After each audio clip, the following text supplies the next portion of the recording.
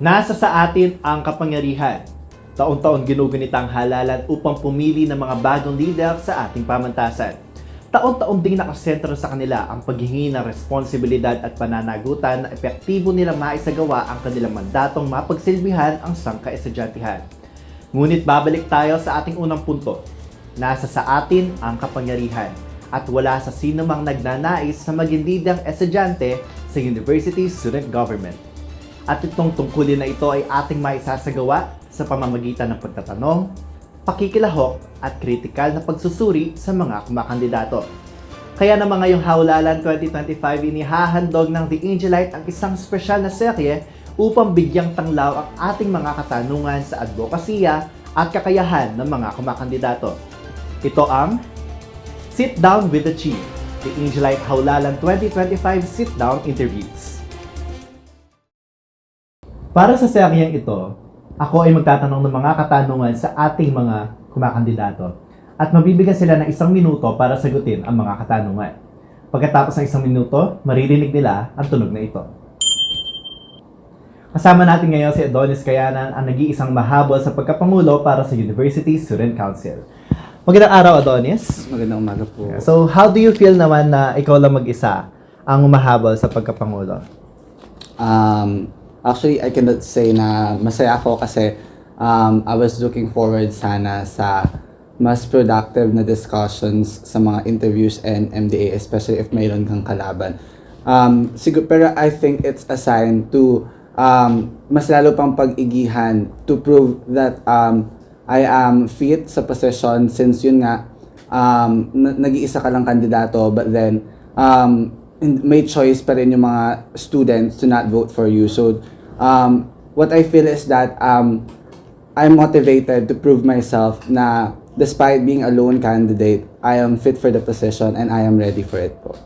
So, this would be the 2nd consecutive year in a row na walang laban sa pagkapangulo. Do you think that there is still genuine student representation considering that the students have no choice and who the president of the USC will be?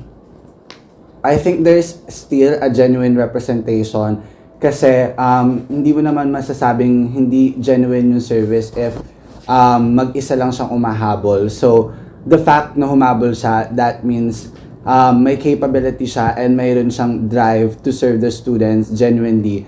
Ang paghabol, hindi lang siya madaling desisyon. The fact na humabol siya ay isa siyang panata ng pagdilingkod and dun pa lang masasabi mo nang may tapang na siya at alam niyang kaya niya kasi humabol siya para dun sa position na yun. Okay, so recently the COMELEC added an explicit abstain option, diba, for single occupant positions. Now, how would you take losing against that abstain option?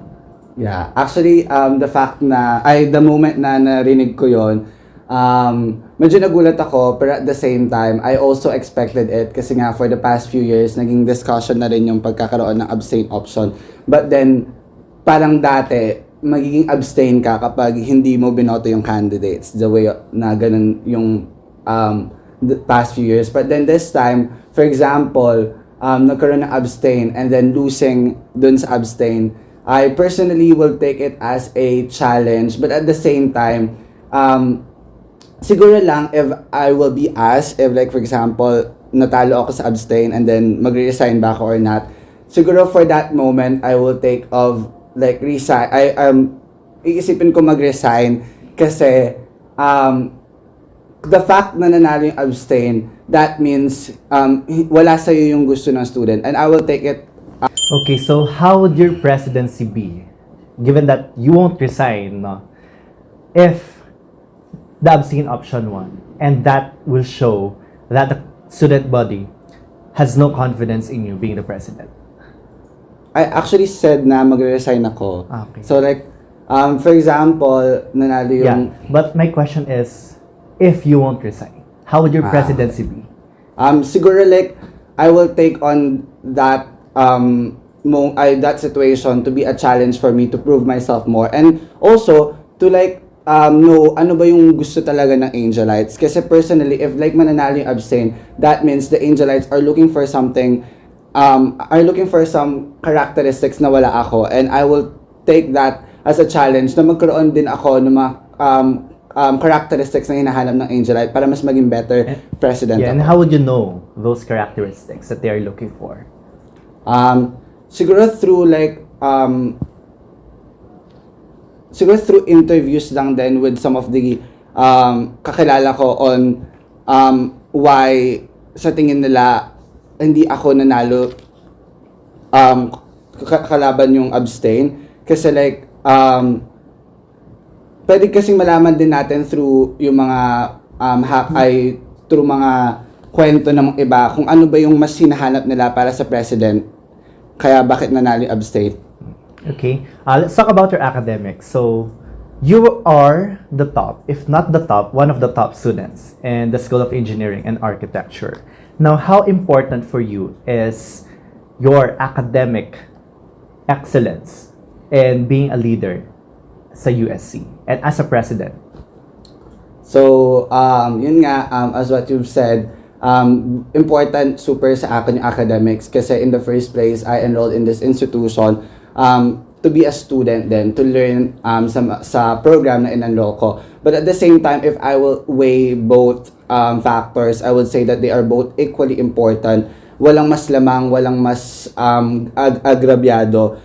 Parehas ko silang pinagtutuunan ng pansin. It is a matter of time management lang din and a matter of priorities. If sino yung mas urgent right now, sino yung mas kailangan ng presence ko right now, and sino yung pwede pang mas i-delay since mas matagal pa naman yung deadline and such. But then if i-rate ko both, they are both equally important and have the same percentage lang din if i-rate. So, important ang pagkakaroon ng isang excellent academic performance for a student leader. For me naman, hindi naman siya factor to be dapat excellent ka sa academics mo sa student leader.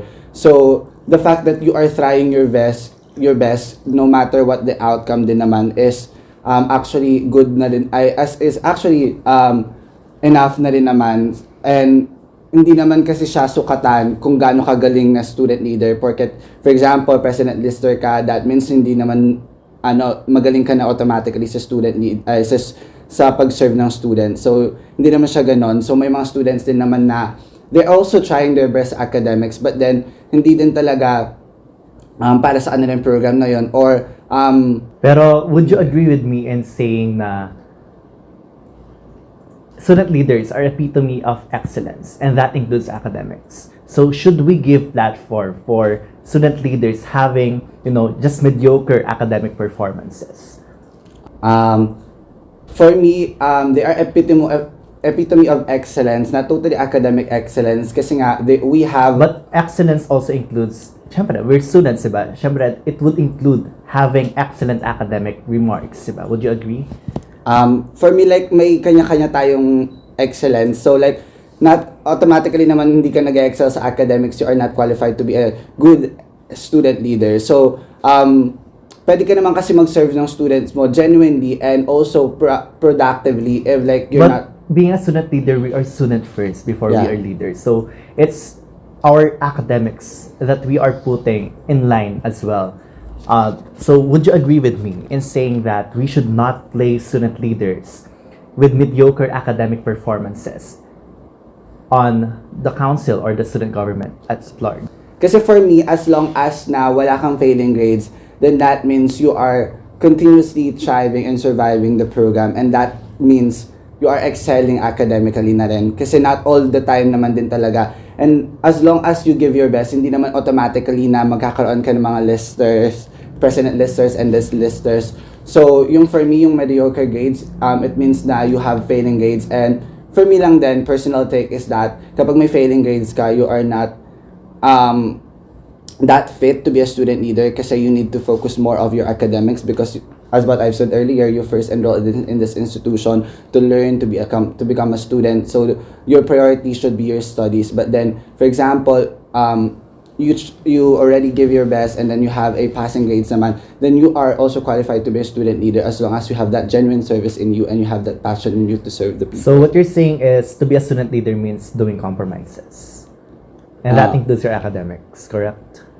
not so much compromises naman kasi it's a matter of time management and balancing naman those yung mga priorities mo. So for example, sa case ko naman din naman, hindi naman nako-compromise din yung either yung pagiging student ko and yung pagiging student leader ko. Yeah, but let's face it, like, you holding the highest position yan, you would do trade-offs. You would have trade-offs, diba? You would have to choose between your academics and sometimes like instances where you need to prioritize your student leadership.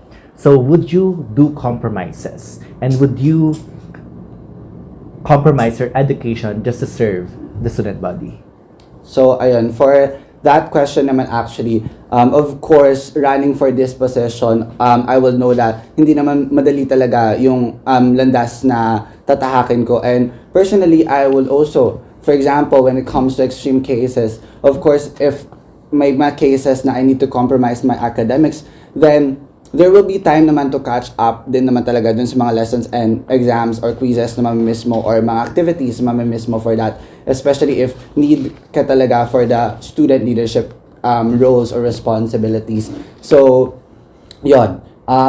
It's a matter lang din talaga ng priorities if what's super important during that time, and either din naman yun sa pagiging student leader mo or sa pagiging student mo. Okay. Well, let's talk about this one. I think this one is a very important topic that is often missed out, no? So as the USC president, you will be the face of integrity of the student body. My question is, have you ever been involved or have you ever cheated academically in your college life? So like, if like quizzes or exams din naman, I personally like value din naman talaga integrity because I know naman talaga na the fruit of my labor right now is the labor na ginagawa ko right now will become the fruit. I will someday fruit din naman sa mga results na magkakaroon ko in the future. Kaya I personally take na hindi ako nag-cheat sa mga exams, but during the activities naman, honestly, there will be times na magkakaroon ng comparison with those answers na meron tayo since it's an activity na homework. So, parang it's like a maximizing those opportunities to like compare and learn from one another sa mga classmate ninyo. So, tama ba itong ginagawa ko or like, are we have the same answers? Sa mga activities, pero during exams naman, I value din talaga yung integrity because I know. Okay, let's have the next question. What academic concerns do you think plague the Angelite community and how would you address it? So, ayun, I think one of the academic concerns na super pressing din right now is yung rising level or number ng mga bumabagsak na students, especially sa School of Engineering and Architecture and School of Business and Accountancy, lalo na sa mga freshies nila. And I think somehow part din doon is yung academic calendar natin, since it's very compressed and hindi na nagkakaroon ng time yung mga students to rest or recover from the exhausting past term, for example, prelim term, ganon. And then after that one, they also need to recover from the list of quizzes that they have sa prelim na nalagpasan nila. So I think one thing that we could address this is sa mga administrators have a meeting prior to the start of the semesters to actually lay out kung ano yung. How about for hybrid learning? Are you still in favor of hybrid learning, or do you want to transition already for a full blast face-to-face academic setup? So, for me lang din, sa amin kasi School of Engineering and Architecture, sa mga general engineering courses namin, or professional courses namin actually, we have already transitioned sa face-to-face courses. But then, I could not talk sa lahat ng departments kasi there are some courses na effective pa rin naman yung face-to-face na 50% and then asynchronous sa 50%. And for other colleges naman, effective yung full face-to-face. So, it is not a general thing to answer like if like agree ba ako sa full face-to-face or agree ba ako sa hybrid, kasi there are different cases sa bawat departments and they need kung ano yung mas fit na learning sa kanila, set up sa kanila. So, is it either full face-to-face or hybrid? Depende siya sa case. Okay. So, as the face of the student body, how would you address professors not having the quality teaching skills or hindi pumapasok? So ayun, actually one of the binavalue talaga ng school natin and binabanner nila outside is their quality education, but then of course may mga cases din naman talaga na nire-report ng mga students or like nirereklamo nila through their classmates yung about sa mga professors na hindi nagtuturo or like hindi pumapasok and such ganon. And actually we plan to mas lalo pang palakasin yung mechanism namin sa mga receiving concerns, kasi personally if hindi namin sila nare-receive, hindi din talaga kami makapag-file ng report kasi they're not informal case, so parang rinig-rinig lang. And we plan to actually create a Google Forms din talaga na weekly din namin ina-up na headed by the Office of the Solicitor General niyan to actually Would you agree na having these professors or having lack of quality education is a reason for Angelites leave HAU or to transfer to other universities? Personally lang, hindi ko naman alam yung reason talaga nila, pero I think some of the students living in Holy Angel University, yun talaga yung reason. Bukod dun sa walang aircon, gano'n. One of the reasons din talaga is yung mga professors na may naranasan silang professors na hindi pumapasok or hindi nagtuturo ng maayos. So, hindi na-deliver yung kailangan nilang learning outcomes for that course. Okay, so as a student leader, or as a student leader, you have the obligation to be the voice of the students. While at the same time, do you acknowledge na you are part of the university and we are part of making it good sa public image? Yeah, I also agree with that. But then, it's a matter of like a good communication with the administrators. So, we also have limitations because hindi naman natin control yung mga instructors na mayroon ng Holy Angel University. Pero with a good communication with the administrators, magkakaroon tayo ng, for example, may mga professors na dumadating sa atin, ay mga reports ng mga professors na hindi nagtuturo tapos dumadating ay nare-report sila sa council natin. We could actually compile those reports and then give it to the admin and have a meeting din talaga on how to balance those or like address those concerns na na-receive natin. So at the same time, mas napapaganda din natin talaga yung image ng school kapag ganon kasi na-address ng mga administrators. So how about for lowering or the decreasing attrition rate or enrollment rate rather sa ating university? How would you contribute to improving the enrollment rate and decreasing the attrition rate sa ating university while at the same time keeping in mind na you are not glazing the university?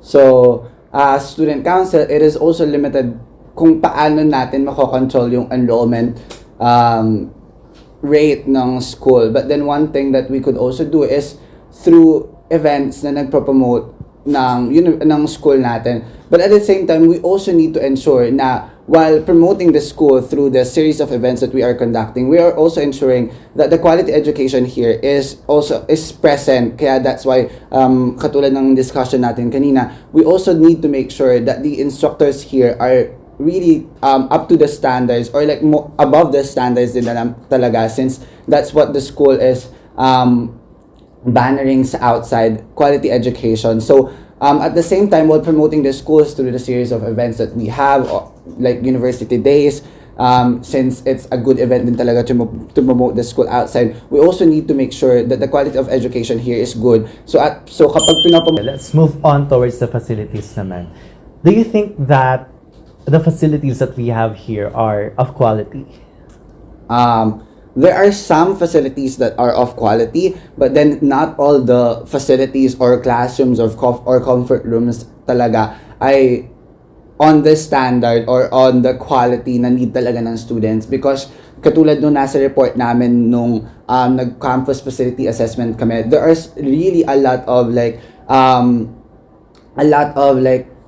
anong tawag dito, mga sira sa mga classrooms or comfort rooms na mayroon ng school. Kaya so how do you plan to address this naman? So yun, sa part din naman ng student council, we could also not there's so much that we could do, pero may limitations lang din yun. So through a series of like good communications and updates and reports sa mga administrators natin on what they could also improve dun sa mga facilities na yon. So that's where the student council could help. So like katulad nga nung sa reports natin, kailangan mayroon tayong binibigay din na progress report sa mga administrators so that they know na ano pa ba yung from the initial report, ano pa ba yung mga nabago na and ano pa yung mga nadagdag na kailangan improvements, ano pa yung mga need nila. So hindi lang siya dapat nag-end dun sa initial report, but then a series of progress reports para na-i-integrate sa mga plans din nila yung mga kailangan pa nilang i-improve. Okay, so we're done with, the quality of the facilities. Palagay mo ba accessible para sa ating mga Angelites, yung mga facilities na meron ng Holy Angel? Sige. So yun, there are some limitations lang din talaga na ini-impose yung mga school when it comes to the facilities. Like for example, we're planning to use this venue as a student council to conduct our event, but then hindi din siya masyadong pinapayagan ng administrators. It depends on the gravity ng event, if it is a match fit for this venue or this one. I think there are some reasons na fair yung judgment, but there are some reasons na hindi masyadong fair yung judgment nila just because hindi malaki yung department na to or hindi maraming pupunta, so that's why they're relocating the venue na pinropose nila. So I think not all facilities. Do you think that it is about time that we abolish the bureaucracies of the Holy Angel University in terms of venue reservations and venues, like going through the CSDO and all?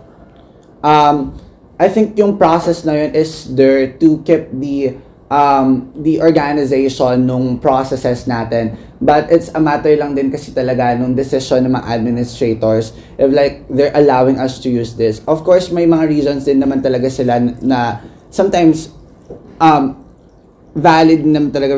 For example, hindi pwede talaga yung venue for that specific event, or like yon, may mga times din kasi talaga na hindi siya pwede or hindi siya fit for that venue. But then yung sa processes kasi talaga, I think it's there for us to be organized lang din so that hindi nagkakahalo-halo yung mga documents, and para mas maging systemize yung process, since super dami nga ng mga student organizations, student council, or publications here at Holy Angel University. So mas mahihirapan sila if yung mga processes na yun. Okay, pero nasabi mo kanina, sometimes the judgment is fair, sometimes it's not, but it should always be fair. Yeah. So how would you work on in ensuring na laging fair ang judgment ng administration when it comes to venue use and reservation? So ayun, actually for our term, one of the platforms that we will also integrate is the Unified Logistic Network. Since yun nga, medyo nakita din namin yung problem when it comes to reserving venues, since yung mga ibang councils, ibang publications, ibang organizations ay nahihirapan din talaga sa process nung sa logistics natin, yung sa dun sa process ng sa CSDO. Most of them ay hindi din talaga alam yung process, and most of them ay hindi alam yung way on how to reserve yung venues. So through this platform, we aim to like unify the logistics officers sa entire school para mas maging organized din internally sa mga councils or sa mga student institution natin.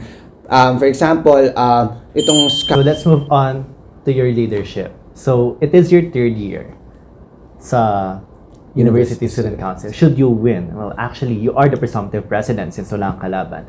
Can you tell us the monumental advocacies or projects that you did as a senator and as a vice president, internal? So for the senator, I think one of the monumental activity is the academic council. But unfortunately, hindi siya masyadong naging integrated dun sa pagdating na ng second term na aming term. But then for the first term, it was actually a council composing of the academic officers of the different councils to help one another when it comes to conducting tutorials, to help the student body. Since yun nga, as the director for academic affairs, I am there to like address the academic needs or concerns of the students, but also helping those counselor for academics no mga CSCs noon. So I think that's one of the thing na monumental for our term. But then I think it could have been better if like na-continue siya for the second semester and for the rest of the terms. And then for the Sige, continue. For being the vice president internal naman, I think mas na-integrate or mas napalakas natin yung good communication with the administrators, since yun nga, nagkakaroon ng mga discussions din when it comes to, for example, the Pride Month, the martial law commemoration, nagkakaroon ng communication with the administrators, and mas lalong expound yung discussions about those issues or about those topics, I mean. So, ayun, since internal nga, so we're dealing with the internal matters. Okay, so in the credentials that you submitted to the Angelite, ang sinabi mo advocacy mo is youth empowerment. Well, I think it's vague. How do you specify youth empowerment, and how do you plan to concretize this advocacy of yours? So, I always believe that the youth has the power to create positive changes sa society natin. So, through series of events that will enrich their skills, their talents, and their knowledge. For example, university days na composed of different events like academics, esports, sports, and non-academics.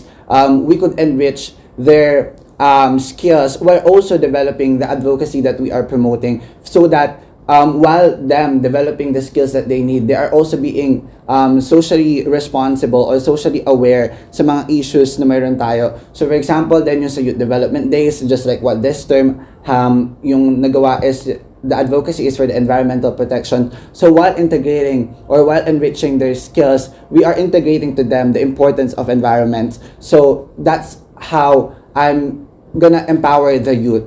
Okay, so beyond what have already been done, you have the university days, you have the youth development days, you have your tutorials, diba, as you have mentioned kanina. How do you plan to empower the youth? So I think I could not think of like an exact event right now, but then yun nga, it's a more of like a proposing continuous series of events that will empower them, like that will enrich their knowledge. Yeah, but beyond events, what do you think you can do?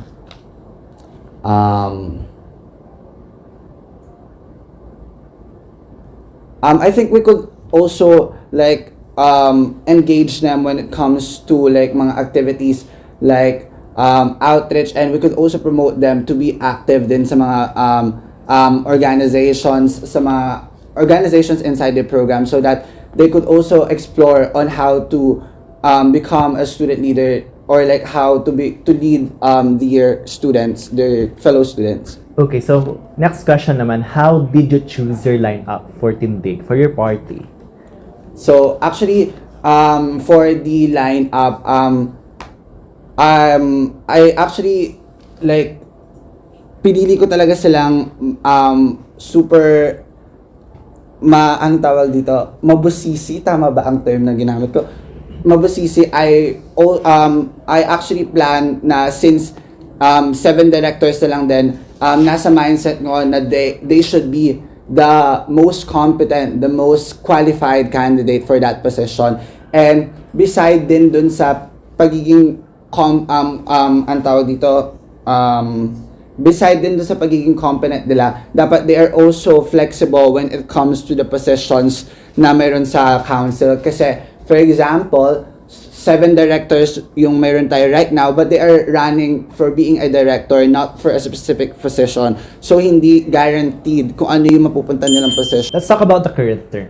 The current USC President, Emmanuel Manalastas, proposed 3 bills in the first semester ng academic year. Pero until now, nothing has been laid out by the Senate. I think it's very unfortunate, di ba, na these are promising bills, as I can say, I could talk for myself, no? but then nothing is being implemented or being legislated by the Senate. So, what's your comment on this? So, ayun. For this one naman, I also agree with what you've said na the priority bills na pinapropose ni EMS or ni President EMS is like promising din talaga. Especially they address the needs of the students. For example, yung sa women's health, the mandatory sanitary and hygiene products sa mga council offices. And what I could say is that not proposing or not even working on them sa University Senate is somehow disheartening or like nakakalungkot since these are what the students need. So, as student leaders na umupo dun sa position na yon or niluklok dun sa position na yon, you accepted the responsibility, and as much as possible, you also need to like work on these responsibilities na naput sa balikat or sa iyo. Okay, so being part of the heads of the University Student Council, have you ever tried to rectify that situation so that you can ensure that something is being done?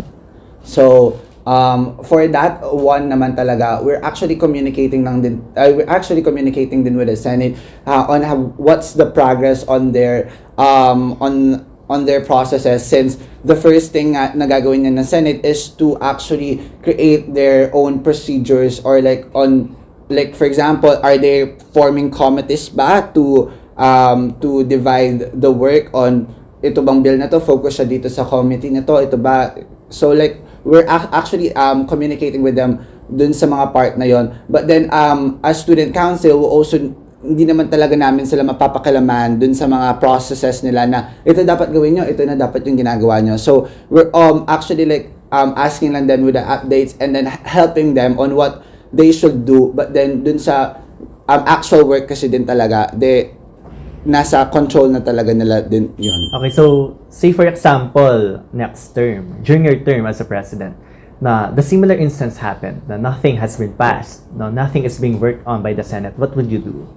So, ayun, for this term naman, I have high hopes that na magkakaroon na ng progress when it comes to Senate, since the candidates right now are running. So, hindi na lang din talaga sila in-appoint. So, they have that commitment on them, and they also have that drive na nasa sarili nila na okay, tatakbo ako kasi alam kong kaya ko at alam kong dapat may patunayan ako once na manalo ako kasi inelect ako ng students. So, sa political party namin, may mga Senate right now na humahabol, and I also believe in their capabilities na mayroon talaga silang progress na magagawa when it comes sa University Senate. And for example lang, worst case scenario, the same case will happen. Then, hindi naman mawawala yung connection. Yeah, but what I mentioned is, or what I asked is, what would you do if wala talagang ginawa ang Senate? So, yun, to put the pressure or accountability to them, to put the pressure in them na magkaroon din talaga ng progress sa mga responsibilities nila. So, it's their duties din naman. So, as what I've said naman kanina talaga, I have high hopes for this term na magkakaroon din ng progress. So, I'm more of the thinking. Okay, sige. It would be the first time in years na merong laban sa vice presidency. And considering na, for instance, hindi nanalo ang running mate mo na si Mr. Lansang or Ms. Lansang, how would you define or how would you ensure a relationship na maayos with Ms. Balingit, considering na she's from another party? So, for that case naman, for example, my vice president, which is Mr. Charles Lansang, did not win. I will ensure din naman the good communication dun sa si Ms. Balingit nga if mananalo siya. Since sa pinakasimula pa rin naman talaga, mayroon na kaming good relationship with one another. So despite different parties, we'll also ensuring na mayroon good communication with one another. So I think hindi din naman mahihirapan when it comes to adjusting. So, and in the first place din naman kasi I ran because I know na despite what will happen in the election, kailangan nating gumalaw para sa mga students. So, hindi natin control yung outcomes kasi ng election because it is up to the students' decision. Pero, the student council is an electoral body, diba? It's being elected, and it's all about politics. Like, we can't deny that, no? How would you address politicking inside the university student council? Like, there are instances of destabilization or even blatant inactivity to withhold what you plan to do. So, as an elected officer, for example lang, once elected na, as an elected officer lang, you have that responsibility in you to become accountable sa mga actions ninyo. So, for example, when it comes to inactivity, for example, inactivity of some officers, so you need to put that pressure in them. Also have a good communication with them on why they are being inactive despite being elected by the student. So you need to ask them also, you need to consult them what's happening so that you will meet halfway lang din naman talaga. And also, for example, since for example lang nga, may ibang party sa lineup, it depends na lang din talaga on how you will connect with one another once the term comes. And proceed to my last set of questions naman. What is your political ideology? So, as part of the TINDIG and my personal political ideology lang din, more of a leaning to the left. So, what tangible actions have you done to like prove or show your political ideology? So, we're also like, as leaning dun sa left, I'm more of like for the advocacy of the marginalized sectors, for the equalities sa mga rights din ng mga individuals. So not much of a big thing na nagawa na talaga, pero yung advancement, for example, sa mga rights sa mga LGBT natin, for example, dun sa pagkakaroon ng discussions with the administrators dun sa Pride Month celebration na naganap last year. So that thing is already advancing what's the right. Okay, sige. Let's wrap it up by me asking you some series of yes or no questions. Just say yes or no, and you can actually say with reservations. Like, yeah, example, I'll ask a question and then you just answer yes or no na. So, student activism. Yes. Boycotts. No. Walkouts. Sorry, like walkouts from classrooms. ng students or ng Yeah, no professors? students. May reasons ba? Sorry. Walkouts by students for whatever reason. For whatever reason, yes, with reservation. Lightning protest. Yes. Okay, how about for, strike by the employees? How would you support them? Is it a matter of yes or no question? You answer muna yes or no, then you explain. Yes, but with reservations. Depende siya dun sa way on how they protest. Kasi baka it's too much din naman talaga na it's not for the betterment din naman talaga. Pero if like protests, just like what happened din naman talaga, I think, yeah. Okay. I would like to wrap it up by asking a question that is actually very close to my heart. As a student journalist, we are the watchdog of the university student government. How would you take a critical editorial written about your term or about you, during your tenure as a USC president? So, actually, I will take it constructively din naman talaga since as the watchdogs nga of the council, you have the capability din to talaga to look into the details of the activities na ginagawa ng council. So, ayun lang, for that way, we could also improve or be better lang din talaga sa mga activities na ginagawa namin. So, it's not much of paninira, hindi naman talaga siya ganon. It's like putting the responsibility din talaga sa council na mas bigyan ng diin yung mga ginagawang pagbabago and mas lalo pang paigtingin yung mga activities, yung mga pinaglalaban ng council, and yun nga, it's a good thing din naman talaga, hindi naman siya paninira totally. Thank you so much, Adonis, and as you run, we hope na as a student body na maipaglaban mo ang karapatan ng mga estudyante, di ba, na mga mag-aaral, and to always focus on ensuring accountability and transparency and whatever the result of the election is. And I think for now, you can take this moment to introduce yourself and to give your advocacy platforms to the student body. Hello everyone, I am Adonis Cayanan, the running president of the University Student Council, and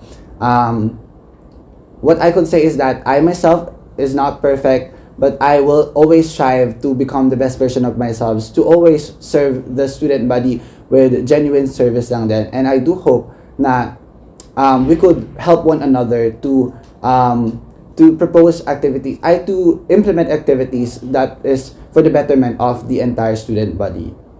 At dyan nagtatapos ang The Angelite HAUlalan 2025 Sit-Down Interview, Sit-Down with the Chief. Ako si 𝗪𝗲𝗀𝗡 at muli, makiisa, makilahok, magtanong at sumuri. Bumoto na maayos at lagit-lagi serve the people.